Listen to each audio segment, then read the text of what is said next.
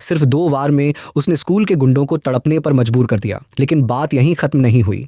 उसने तो उनकी गर्दन पर पर्दा डालकर किताब से तब तक मारा जब तक उनका अहंकार चूर चूर नहीं हो गया। क्लास के सारे स्टूडेंट्स उस दिन के बाद अर्जुन को देखने की हिम्मत तक नहीं जुटा पाए। अब आपको लगेगा अर्जुन तो कोई चिपकू हीरो है, लेकिन जनाब कभी वो एकदम सीधे साधे पढ़ाकू लड़के में गिना जाता था। पढ़ाई के सिवा कुछ भी मतलब नहीं था उसे। लेकिन उसके स्कूल के गुंडे, खासकर रोहित और उसके चमचे, हर रोज किसी न किसी को परेशान करते। कभी किसी लड़के से गर्ल ग्रुप का डांस करवाना, कभी उनकी वीडियो को वायरल करना। लेकिन आज शिकार बना अर्जुन। जब अर्जुन ने पलट कर देखा तब वो हंसते हुए बोले, सॉरी भाई, मजाक था। लेकिन अर्जुन ने बिना डरे बस इतना कहा, सीधा रहना सीख लो। ये सुनकर रोहित बौखला गया। बोला, तू पहला बंदा है जो मुझसे ऐसे बात कर रहा है।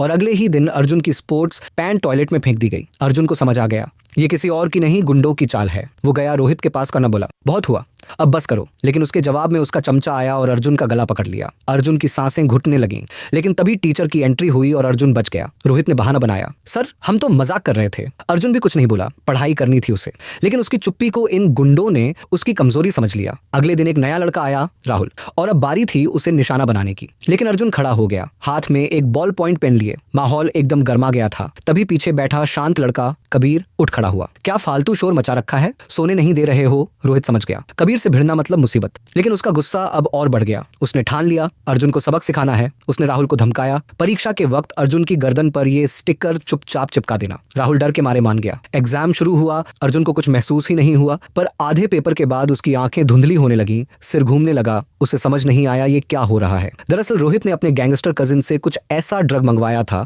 जो अर्जुन को फोकस से भटका दे। अर्जुन समझ गया ये सब कुछ पहले से प्लान था। वो बार बार खुद को थप्पड़ मारने लगा ताकि होश में आ सके। लेकिन जब रिजल्ट आया उसके सारे सवाल गलत निकले। अर्जुन की आंखों में आग थी।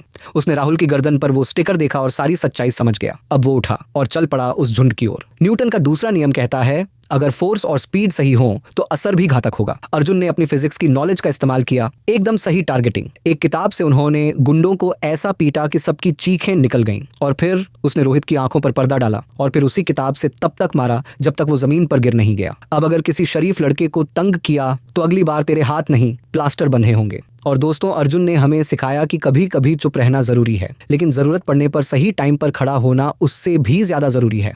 अगर आपको अर्जुन की ये कहानी जरा सी भी झकझोर गई हो तो एक प्यारा सा लाइक जरूर ठोक देना और सब्सक्राइब कर लो, क्योंकि कौन जाने अगली कहानी तुम्हारे नाम की हो। नीचे कमेंट करके बताओ अगली कहानी में तुम किसका नाम सुनना चाहोगे। शायद अगली बार किस्मत तुम्हारी हो।